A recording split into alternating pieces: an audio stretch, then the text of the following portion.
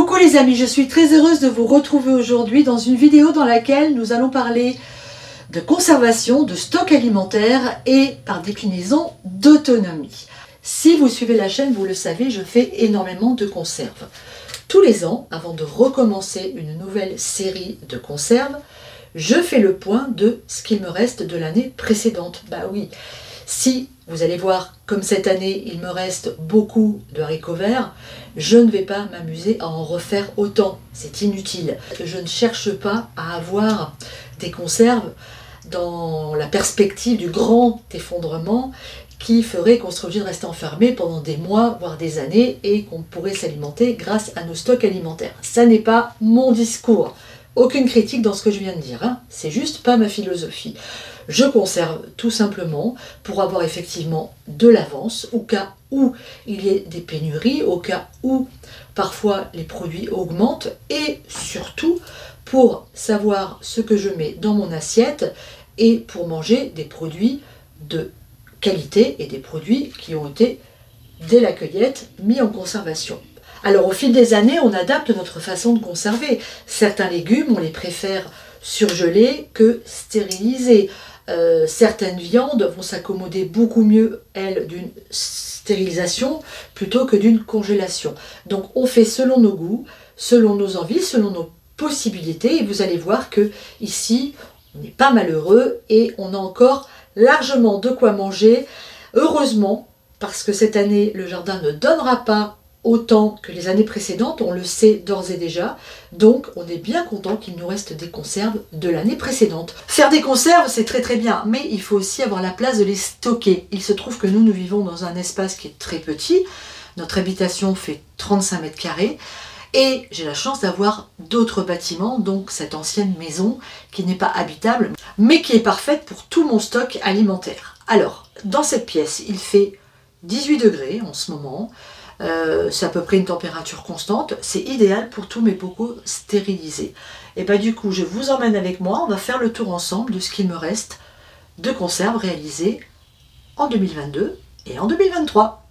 On démarre par les conserves au vinaigre. Alors, je vous le dis tout de suite, la plupart des conserves que je vous montre, vous avez les vidéos sur la chaîne pour pouvoir les réaliser vous-même. Ici, on a des pickles de légumes et derrière, on a des cornichons. Vous voyez, les cornichons, par exemple, il m'en reste 4 pots. Donc cette année, je vais en refaire parce qu'on aime bien les cornichons, mais je vais peut-être pas en refaire autant. Ici, on a les graines de capucine qui nous servent de capre. Et puis ici, ce sont les concombres à confire. Vous voyez, concombres à confire, j'ai encore 6 pots. Cette année, j'ai décidé de ne pas en faire. J'en ai même pas fait pousser au jardin. C'est pas la peine, j'en ai largement assez. Là-haut, ensuite, on a les cornichons aigre doux, les petits pickles d'ail, et puis derrière c'est quoi? Des tomates confites, et de l'origan.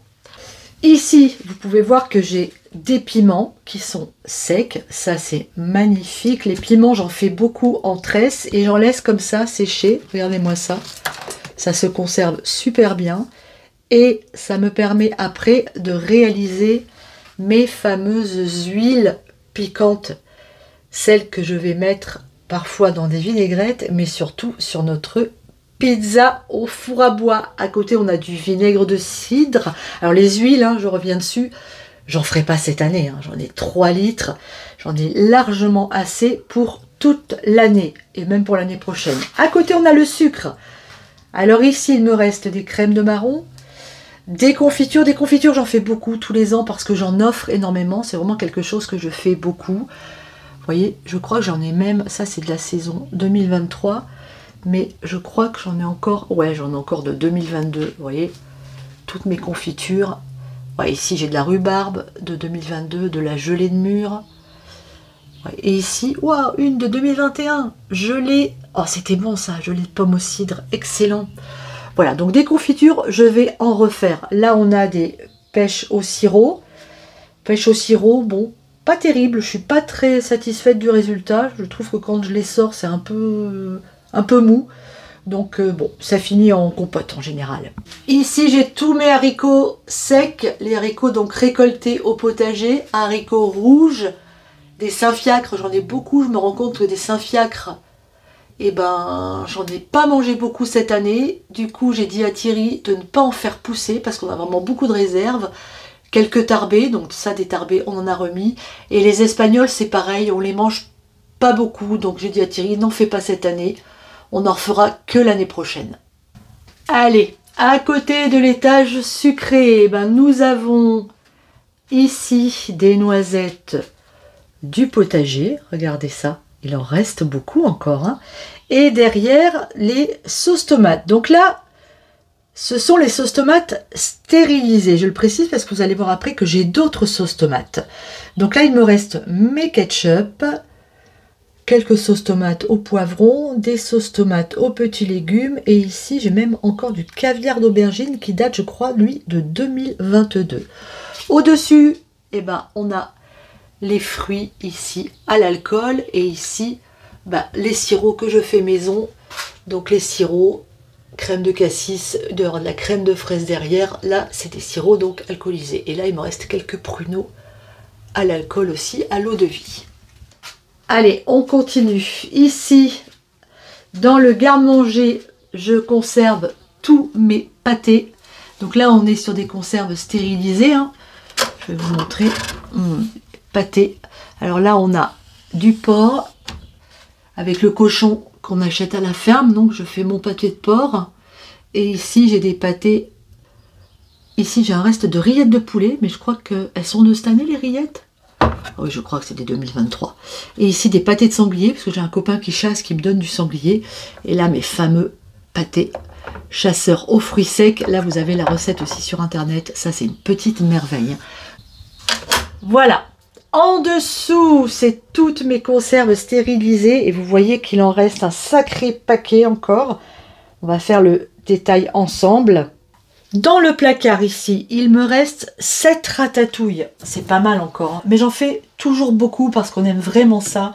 Et l'hiver, on est vraiment content de manger les légumes de notre jardin en ratatouille. Il me reste une riste d'aubergines, vous voyez, elle est de 2022. J'en avais pas refait l'année dernière parce que j'en avais beaucoup, mais je pense que si j'ai la chance d'avoir des aubergines cette année, j'en referai. Ici, j'ai des rougailles. Des rougailles donc, que je fais pareil avec la saucisse que j'achète à la ferme. Donc des rougailles saucisses.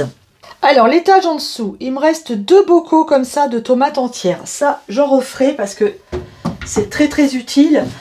On en utilise, mais pas tant que ça, parce que comme je fais toutes mes sauces tomates, en fait, ça c'est vraiment quand on veut faire des sauces du type Thierry, il en met dans sa paella, il en met dans son chili, voilà. Mais je fais énormément de sauces tomates, donc je fais moins de bocaux que les années précédentes avec les tomates entières. Là, j'ai un reste de courgettes au curry. Bon, ça c'était bon, mais je pense pas que j'en referai cette année. Ici, on a une conserve de 2022, une compotée de choux à la saucisse morteau et à la crème. Ça, c'était pas dégueulasse, mais je crois que j'en avais un peu trop fait aussi. Cette année, j'ai pas de choux, donc le problème se pose pas. Ici, avec le sanglier, j'ai du sanglier à l'orange. Ici, j'ai du civet de sanglier. Ça, c'est trop bien d'avoir des conserves comme ça à cuisiner. Ici, c'est quoi? Le civet de sanglier aussi. Et là, j'ai mon confit de porc. Ah oui, ça, c'est chouette aussi. Donc, avec le porc que j'achète à la ferme, je fais du confit comme ça de porc qu'on ouvre et qu'on mange froid avec des cornichons. C'est absolument délicieux. Et ça, il m'en reste, je l'ai fait cette année. Ah non, il est de 2023 lui. Ah ouais, il m'en reste un de 2023. Ah tu vois, j'avais pas fait gaffe. Donc j'en ai 6 pots. Mais j'ai pas de cochon avant le mois de janvier. Donc ça, c'est cool, c'est bon. Allez, l'étage en dessous. Ici, il me reste 2 bocaux de haricots tarbés avec du confit de canard. Ici, à la graisse, ça c'est des péteux nature. Des petits pois, les petits pois, ils datent de 2022. Ouais, j'en avais fait beaucoup cette année-là. Et ben tant mieux parce que cette année, je n'en aurai pratiquement pas. Quelques betteraves, mais ça, des betteraves, j'en ai au potager. Et ici, les soupes. J'ai mangé très peu de soupe cet hiver, en fait. Donc du coup, il m'en reste. Ici, au dernier étage, j'ai mon chou lacto-fermenté, une soupe, les pommes de terre comme ça, là, c'est pas mal ça. Pommes de terre entières, des blettes, des haricots à la libanaise. Ah, ici, je dois avoir de la poire ou de la pomme, je ne sais plus. Ok, et des haricots. Alors, les haricots, cette année, eh ben, bizarrement, on en a très peu mangé. Il me reste 9 bocaux Donc cette année, j'en ferai peut-être un peu moins que l'année précédente. Alors, je vous disais tout à l'heure que pour les sauces tomates, j'avais un autre moyen de conservation. J'en ai parlé dans la vidéo que j'ai fait récemment sur qu'est-ce que j'ai dans mon frigo. Je fais des sauces tomates que je ne stérilise pas. Mais par contre, il faut absolument les garder au frais. C'est pour ça que vous les avez vus dans le réfrigérateur. C'est ce qu'on appelle des semi-conserves. En fait, ce sont des sauces tomates que vous pouvez faire simplement en faisant bouillir très très fort votre sauce et en la mettant surtout bouillante dans vos bocaux ou dans vos bouteilles. Vous bouchez immédiatement et là vous obtenez des produits qui se conservent largement une année, voire même plus. Mais je vous conseille vivement de les mettre soit dans une pièce très très fraîche, soit dans votre frigo. Donc pour ça, évidemment, il nous faut soit un très grand frigo, soit un deuxième frigo. Moi, j'ai donc un autre frigo dans lequel eh bien, je conserve mes herbes salées, que vous avez vu aussi dans la vidéo du frigo, dans lequel j'ai encore un foie gras, une rillette de poulet, mes sauces tomates classiques, nature, et puis également des sauces tomates arrabbiata. Vous voyez, on ne manque pas de sauces tomates chez Popote et Potager. Et on parlait tout à l'heure également de la viande. Eh bien, j'ai aussi un très grand congélateur dans lequel donc je conserve la viande que j'achète au producteur. Donc j'achète un quart de cochon par an. Il est donc au congélateur. Et également j'achète du bœuf par colis. J'ai acheté en début d'année 25 kg de viande de bœuf, donc que je mets là au congélateur. Voilà les amis, on arrive à la fin de cette vidéo. Vous voyez qu'on a quand même encore pas mal de réserves alimentaires. Mais bon, c'est un stock.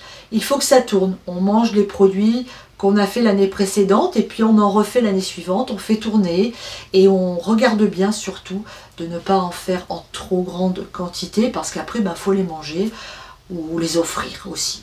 C'est sympa aussi d'offrir des produits qu'on a fait maison. Moi, je sais que mes filles, elles ne rechignent jamais sur une petite conserve faite par maman. Je vous embrasse très très fort. J'espère que vous allez tous très très bien car l'été a enfin démarré. Il fait soleil et ça c'est super agréable.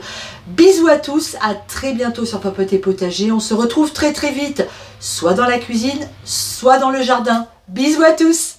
Ciao, à bientôt.